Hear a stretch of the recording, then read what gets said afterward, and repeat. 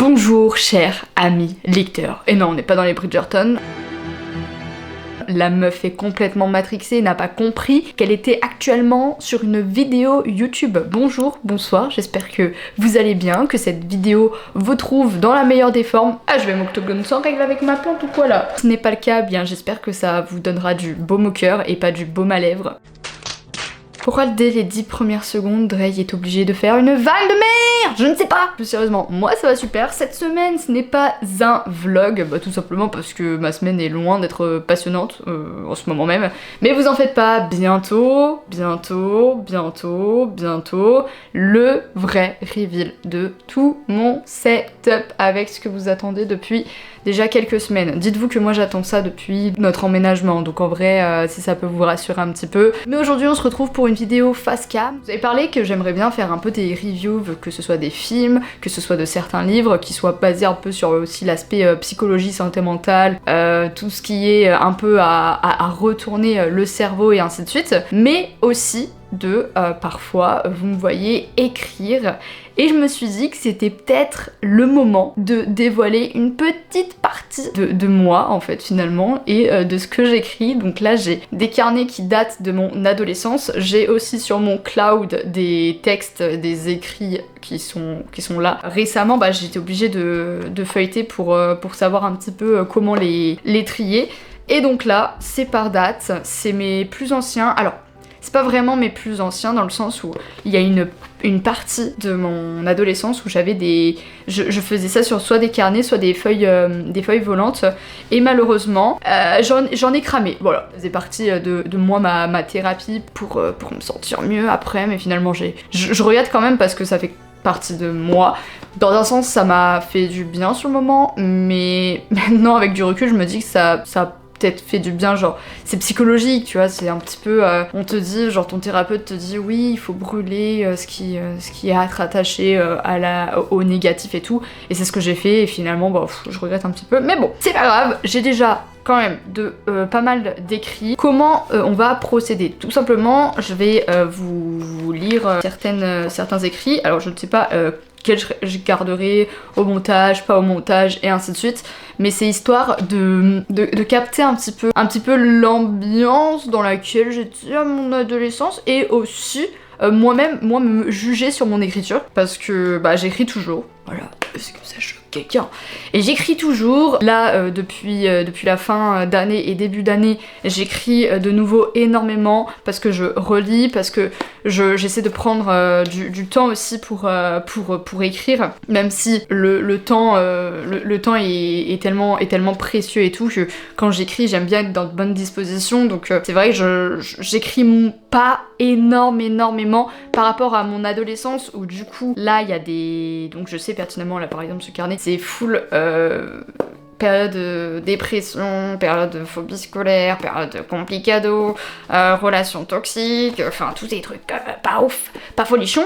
Donc malheureusement, et j'avais du temps. Enfin, j'avais du temps dans le sens où pour moi le temps était infini, pour moi il fallait le combler par quelque chose qui donnait du sens, et ce qui a toujours donné du sens à moi, ma vie, c'est le fait de manier les mots, et pas forcément à l'oral, mais à l'écrit. Maintenant je le fais à l'oral et à l'écrit aussi. Mais du coup, ça me permettait d'extérioriser justement d'une certaine manière. Ouais, c'est 2016 à peu près. Enfin, en fait, c'est au moment où j'ai commencé à écrire de la poésie. Est-ce que j'ai pas des textes? Avant, j'écrivais pas de la poésie. J'écrivais des textes. Je m'étais mise aussi à commencer une fiction. Wattpad, la team! Qui a écrit des fictions sur Wattpad? Qui a écrit des choses sur Wattpad? Wouah! Ah ouais, lui c'est... Lui c'est vraiment... Je pense que c'était aussi un mélange de poésie, texte, test. Ça date. Lève les yeux, regarde le ciel, regarde ces étoiles qui le parsèment. On regarde le même ciel, des milliers, que dis-je, des milliards de gens qui regardent le même ciel. Peut-être pas pour les mêmes raisons, mais nous regardons le même ciel. Perché de Drey.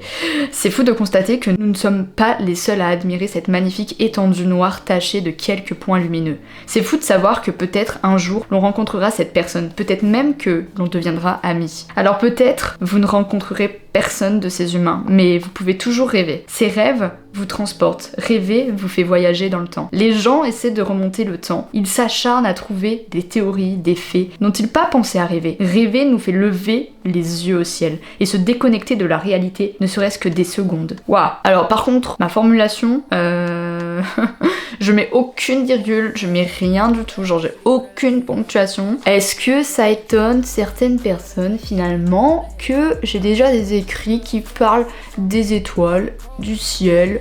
Pas du tout, pas du tout, pas du tout. J'étais déjà matrixée par le ciel. Ouais, mais non, mais en vrai, ça fait beaucoup de sens parce que, effectivement, je me souviens de mes heures d'écrit, des heures à juste être là, sous mon Velux, et regarder le ciel et me dire donne-moi de l'inspiration comme ça. Et je sais pas. Genre vraiment, en fait, à ce moment-là, c'est assez particulier parce que maintenant, ma manière d'être inspirée pour mes écrits est complètement différente à celle d'avant. Celle d'avant est vraiment... j'écrivais pour vraiment me vider de peu d'émotions négatives que je ressentais. Que maintenant, c'est plus... j'ai envie que ça ait du sens, que ça ait un impact, que ce soit mélodieux et ainsi de suite. Est-ce que j'ai d'autres choses ici? J'aime aimer à en sourire, à en souffrir. Aimer à en mourir lentement en longs cris d'agonie silencieux. J'aime la contradiction de ton rire et de tes larmes, la froideur de tes mots et la dureté glaciale, la chaleur de ton regard passionné et intense. J'aime les contraires qui s'assemblent et s'attachent. En un geste vif et imprégné d'une tendresse amoureuse, j'aime les oxymores, les éternités éphémères, les mots silencieux, les mots continuels. Les mots M-A-U-X. Ça, c'est la définition même d'une personne, d'une personne qui normalise tout ce qui est attrait de la toxicité. C'est à peu près à quelle période je l'ai fait. Donc là, vous avez littéralement une personne qui normalise la toxicité, les relations malsaines, tous ces attraits-là. C'est là que je me rends compte. En vrai, vous savez que je me suis beaucoup rendu compte avec mes écrits justement de ce que j'ai vécu moi pendant mon adolescence, parce que il y a certaines zones d'ombre et qui du coup, heureusement que j'ai écrit à ces moments-là, parce que je ressens ce qui s'est passé à ces moments précis.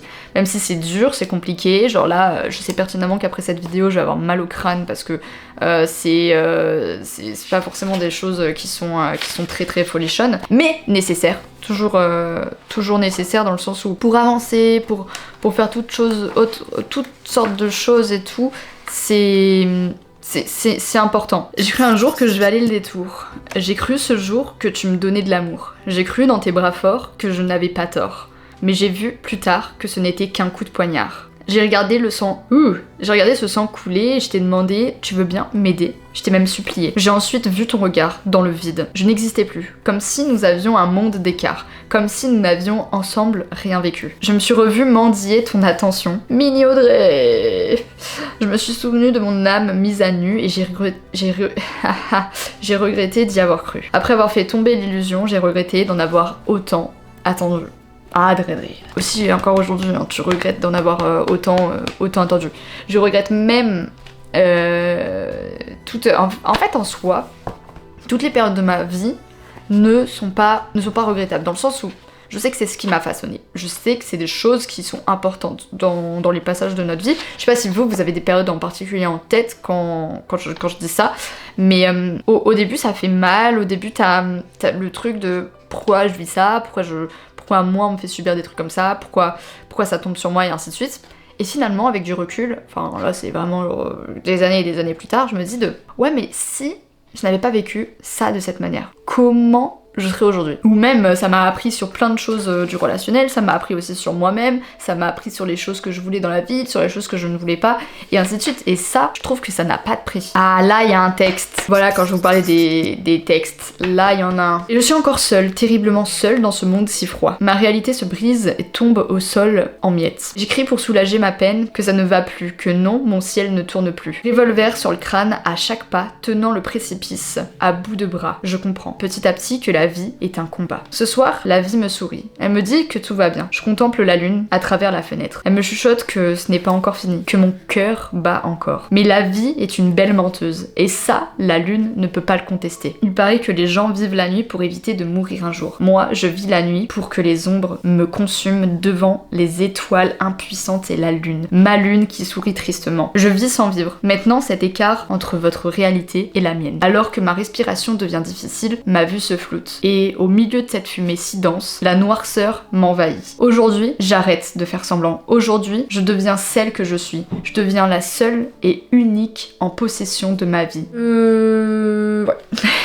C'est complicado, hein. Je me suis toujours posé la question de si un jour ce serait important pour moi de retracer tout mon parcours de vie avec toutes ces poésies et tout. Mais c'est vrai que le truc le plus compliqué avec ça, c'est d'être confronté à ses propres mots et de prendre du recul dans le sens où moi j'ai pris ce recul. Dans le sens où à l'heure actuelle, quand je dis ces choses-là, je sais que j'étais profondément mal, profondément triste, mais je sais où j'en suis aujourd'hui. Et c'est vrai que c'est une peur de, par exemple, des personnes qui étaient là à ce moment-là de ma vie et qui vont même peut-être inconsciemment se dire ah ouais, genre vraiment elle était pas bien et tout, on s'en veut et tout, alors que y a pas lieu d'être. C'est juste que moi j'écrivais des choses, les mots sont toujours plus forts et ont toujours plus d'impact parce que moi j'ai toujours écrit de cette manière, toujours dans le côté un peu, comme je disais, déchirant. Moi c'est quelque chose que j'adore. Je pense qu'il y a des choses un peu plus jolies jusqu'à la fin. Par le passé, mon âme a été brisée. Petit à petit, elle se reconstruit, mais les cicatrices restent. Elles sont indélébiles, ancrées en moi à jamais. Ces blessures ne seront jamais oubliées. Désormais, ma confiance se gagnera. Pour certains, elle se perdra. Plus personne ne me brisera. Yes, that's my girl! Plus personne ne m'atteindra. Comme le phénix, j'ai su renaître de mes cendres. Plus forte que jamais, plus difficile à atteindre. Mon sourire ne tombera plus. Il ne s'éteindra plus. Désormais, il réchauffera les cœurs de ce monde en pleurs. Yes, I! Là c'est beau. Ah, je laisse derrière moi mes erreurs. Désormais je vous ouvre mon cœur. Devant moi, plus de remparts. Je prends un nouveau départ. Aujourd'hui, je reprends à zéro. De mon histoire, je serai le héros. L'an dernier, je vous ai blessé et je vous demande pardon. Mais laissons derrière nous le passé. Ma vie ne sera plus un tas de haillons. Maintenant, je prends la vie du bon côté. Et des jours encore meilleurs sont à venir. Je ne veux plus que sourire et m'amuser pour avoir le plus beau des avenirs. Je veux profiter de la vie, de la chaleur, du soleil et savourer pleinement mes nuits maintenant que j'ai retrouvé le sommeil. Ça c'est beau, ça a du sens. Oh là, on se rend vraiment compte En fait c'est ça que je vous expliquais tout à l'heure. Comme quoi c'est intéressant de voir le processus de guérison d'une personne par rapport aux traces qu'elle a laissées, soit des vidéos, soit des écrits, soit des choses comme ça. Et pour moi c'est les écrits, donc c'est assez intéressant. Là j'en ai un autre, je crois qu'il est un peu plus récent celui-là. Elle est super intéressante. Elle, c'était comme une éponge. Elle absorbait les mauvaises ondes, les transformait en sourire. Et vous faisait éclater de rire grâce aux bonnes ondes. Elle, c'était notre éponge. Mais pourquoi personne ne s'est douté qu'au fond, elle était brisée? Pourquoi nous n'avons pas vu ça? Notre éponge. Mais on n'a pas remarqué les rires qui cachaient ses pleurs, la joie qui dissimulait sa douleur. Derrière nos belles promesses, nous n'avions pas vu sa tristesse. On n'y avait pas pensé. C'était notre éponge, mais elle avait trop absorbé et n'arrivait plus à transformer. Les pleurs en rire, les peurs en sourire. Elle n'osait pas l'avouer, elle s'est laissée couler. Et bordel, on était à côté, mais on n'a rien remarqué. Et notre éponge ne pourra plus jamais absorber. Elle a coulé, on avait oublié qu'elle aussi faisait partie de l'humanité. Très très belle métaphore pour les personnes qui ont le syndrome du sauveur. En fait ce que je trouve c'est que il y a un passage, un cap où la formulation est beaucoup plus juste. J'ai un truc sur c'est hyper drôle parce que j'ai un truc sur les réseaux sociaux. Meuf, là t'es sur les réseaux, attends. Les réseaux sociaux, tu sais cet endroit qui fait froid dans le dos. Tu sais cet endroit où il n'y a pas de loi. Tu sais cet endroit où personne n'est égaux. Ces mondes virtuels parfois si cruels. Une photo de trop et t'as pas une belle peau. Des milliers de commentaires pour te le rappeler. Résultat, tu es blessé. Les gens ne savent que juger, ils veulent te rabaisser. C'est ainsi qu'ils montrent leur supériorité. Et toi, malheureusement, tu ne fais que les écouter. Mais je vais te le dire, moi, c'est parce que tu n'es pas modelé comme le veut la société que tu dois être complexé. Bah oui. Après, moi, ça c'est quelque chose que je pense toujours sur les réseaux sociaux. C'est vrai que les gens se permettent des choses que nous ferions pas dans la vraie vie. Hein. Ça c'est ce que je vous avais dit. Les commencements d'écriture de fiction en fait. June, personnage principal, nature timide et réservée, peu de confiance en elle, saine. Enfance saine mais complexe, trauma. Une personne, de conscience, terre, univers, réalité, fictif, imaginaire, naissance, prise de conscience, étape, communication à deux, personnage secondaire, connaissance, barrière, leçon. Mais en plus, le pire c'est que j'ai vraiment bien commencé mon truc. Hein. Je n'ai pas... J'ai pas du tout continué après. Bon voilà, c'est un petit peu un avant-goût de ce que j'écrivais au passé. Bien évidemment, en ce moment, je suis plus dans une période d'écriture un peu sur tout ce qui est la passion, l'amour. Je sais pas tout lu, mais il y a vraiment des trucs.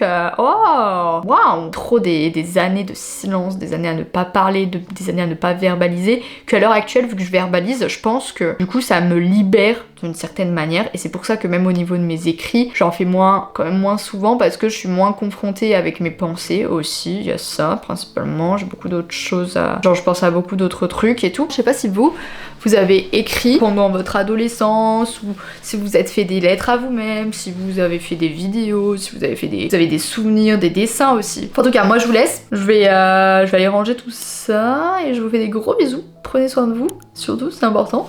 Et on se dit à la semaine prochaine pour une nouvelle vidéo et à bientôt. Ciao ciao.